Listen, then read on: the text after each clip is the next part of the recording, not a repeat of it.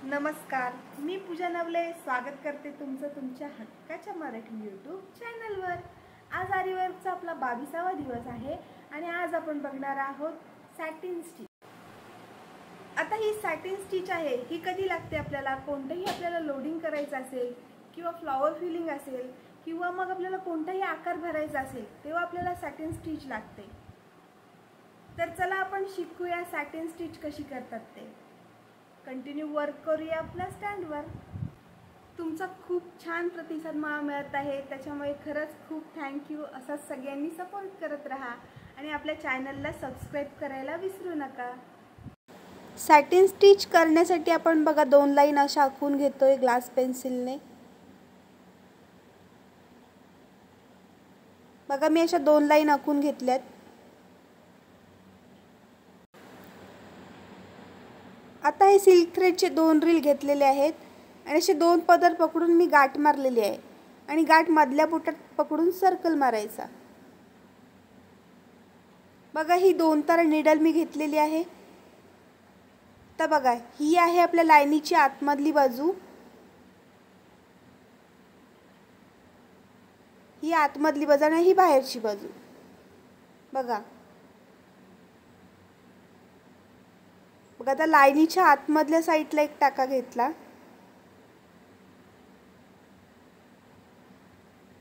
पुन्हा त्या लाईनीच्या बाहेरच्या बाजूने एक टाका घेतला,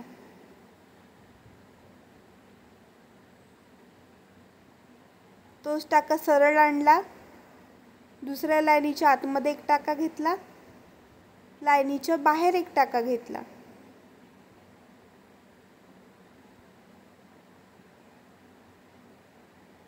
पुन्हा लाईनीच्या आतमध्ये एक टाका,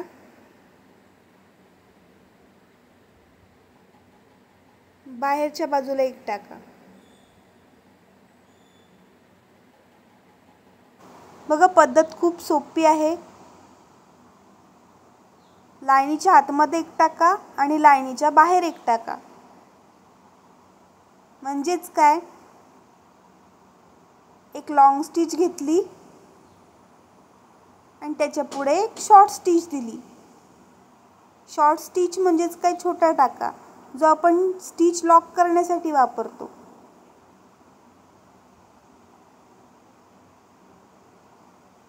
बघा सेम पद्धत आहे, लॉंग स्टिच,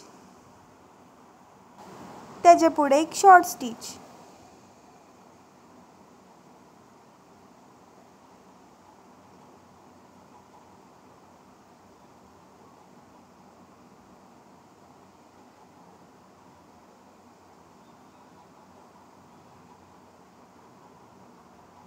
बघा आणि जो आधी पहिला टाका आहे ना त्याच्या बरोबर मी बाजूला दुसरा टाका घेत आहे।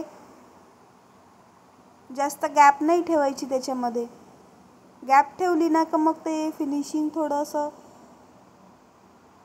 जातं।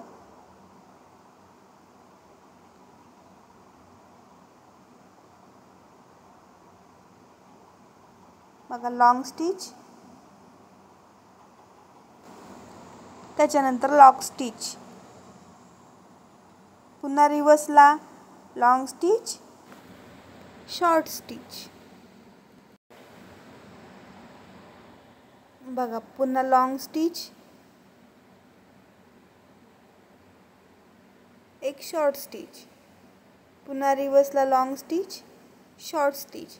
तर शॉर्ट स्टिच म्हणजेच आपली लॉक स्टिच, ज्याने आपली स्टिच लॉक होते। एक छोटा टाका, बघा पुन्हा आपली लॉंग स्टिच, पुन्हा लॉक स्टिच। लॉक स्टिच म्हणजे छोटा टाका।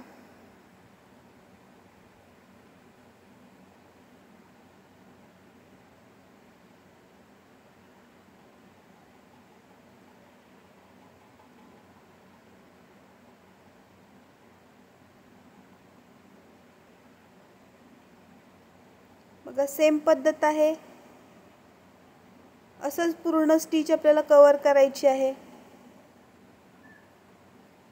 जेवढी प्रॅक्टिस करू ना तेवढं आपल्याला इझी वाटतं। त्याच्यामुळे प्रॅक्टिस भरपूर करणे गरजेची आहे। मी नेहमी सांगते आरीवर्क फक्त प्रॅक्टिसचाच विषय आहे. जेवढी तुम्ही प्रॅक्टिस कराल तेवढं तुम्हाला वर्क सोपं जातं. कोणत्याही क्लासची वगैरे अजिबात काही गरज नाही, कारण प्रॅक्टिससुद्धा तुमची आहे व तुमचं वर्कसुद्धा तुम्ही करणार आहात. तुम्हाला बसायचं आहे, प्रॅक्टिस पण तुम्हाला करायची आहे.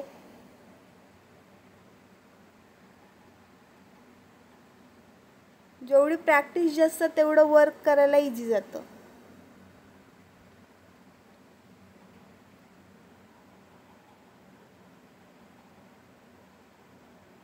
बघा सेम पद्धत आहे. लॉंग स्टिच घेतली, त्याच्या पुढे एक शॉर्ट स्टिच घेतली, पुन्हा रिवर्सला लॉंग स्टिच घेतली, पुन्हा एक शॉर्ट स्टिच घेतली, पुन्हा लॉंग स्टिच, पुन्हा शॉर्ट स्टिच, पुन्हा लॉंग स्टिच, पुन्हा शॉर्ट स्टिच. असं पूर्ण आपल्याला भरीव काम म्हणजे एकदम अशी प्लेन वर्क दिसलं पाहिजे.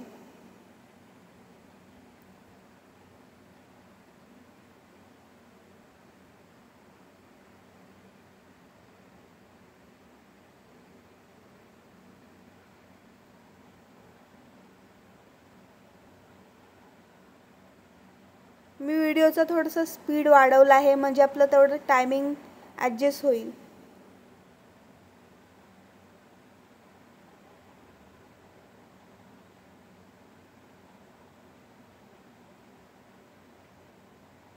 कारण आरीवर्कला फक्त टायमिंग जास्त लागतो. जर टायमिंग आपण स्पीड वाढवला नाही तर मग व्हिडिओ खूपच मोठा होईल आणि मग बघण्यासाठी सुद्धा मग कंटाळा करतात. त्याच्यामुळे मी थोडंसं टायमिंग वाढवून टायमिंग असा ॲडजस्ट केलेला आहे.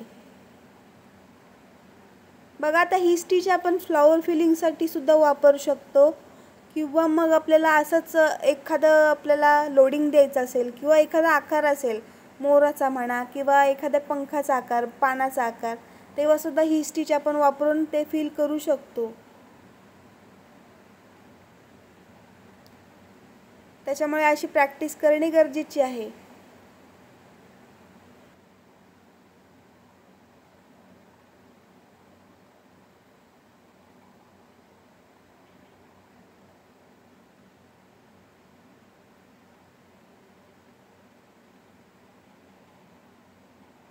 बघा आता ही स्टिच मी पुढे आउटलाईन करून घेते आहे, चेन स्टिच टाकून घेत आहे, म्हणजे आपलं फिनिशिंग खूप छान दिसेल. फिनिशिंग कवर होऊन जाईल, म्हणजे जिथे गॅप आहे ना स्टिचची ती पूर्ण कवर होऊन जाईल, म्हणून चेन स्टिचने आउटलाईन करत आहे.